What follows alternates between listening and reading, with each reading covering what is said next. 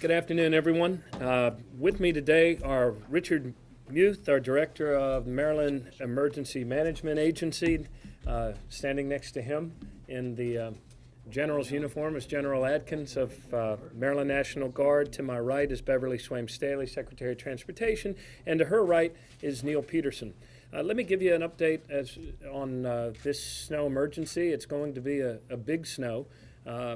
And we are prepared. As the storm bears down on Maryland, we're prepared to deal with whatever Mother Nature throws at us.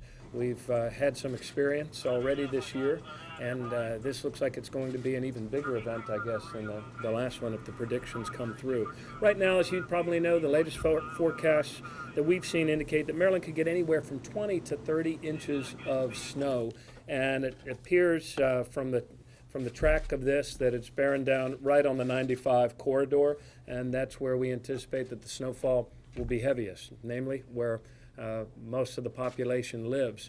We're also on guard for a couple of effects on the eastern shore. Because this is a nor'easter, we're on guard and highly sensitive to the potential of coastal flooding. Because this is a nor'easter and also because of the winds on the eastern shore, they're far more likely to encounter blizzard conditions than we will here, though we still may encounter those here. Lesser amounts of snowfall in western Maryland, the eastern shore. And Director Muth will provide us with some more specifics in a second. A few moments ago, I issued the emergency declaration, the state of emergency for the state of Maryland. What does that allow us to do? A few things. It allows us to activate the Maryland National Guard and to support local first responders, especially with the Humvees, which are very helpful to local paramedic units that may have trouble getting into those side streets if any of our neighbors are in need of transport to a hospital. For the past 2 days, MEMA and the National Guard have been discussing potential needs and deployment. We did that same sort of deployment in the last emergency for a time anyway. Assuming the storm follows the predicted path, as I said, Guard units will assist local first responders. The declaration also begins the process to obtain possible federal assistance depending on the amount of snow, which I'm told is 28 inches. So in order for Uncle Sam to participate with us in this battle, we'll have to hit about 28 inches, they say, and we hope that our federal partners measure in a snowdrift. Also this morning, for our state government employees, we implemented liberal leave. It took effect at noon, and given the magnitude of the storm we're expecting, we want to encourage all citizens, if you don't have to go out in this, do not go out in this. This is a great time to stay at home, get some quality time with your spouse and your kids, curl up with a book, and stay off the roads so that our crews out there can do the job that we need for them to do, which is to keep the highways open for emergency vehicles and to do our best to get back to normal once this big event passes. Also, I want to encourage everybody to check in on our neighbors, particularly our senior citizens who might not have had occasion to do their usual grocery run before this storm came upon them. So reach out to your neighbors. Nothing more important than neighbors looking out for each other in these events, particularly our senior citizens. We all need to work together. We all need to help each other. For those of you that are counting along and like the measurables, we have more than 266,000 tons of salt on hand.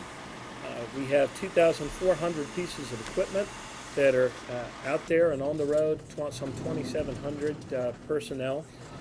We also are calling in contractors and private contractors to help with this big event as we have in the past. Our transportation team can manage our response to the storm from this central operations center, where all of you can see about 150 cameras stationed all around our state. In fact, if you were watching closely, you would have seen President Barack Obama's motorcade pass around the 495 Beltway going to his small business event that he's doing today in our state. He's always welcome, rain, sleet, or snow. We also are at full strength at both the MTA and Thurgood Marshall Airport. Our goal is to keep MTA buses and trains running as long as possible.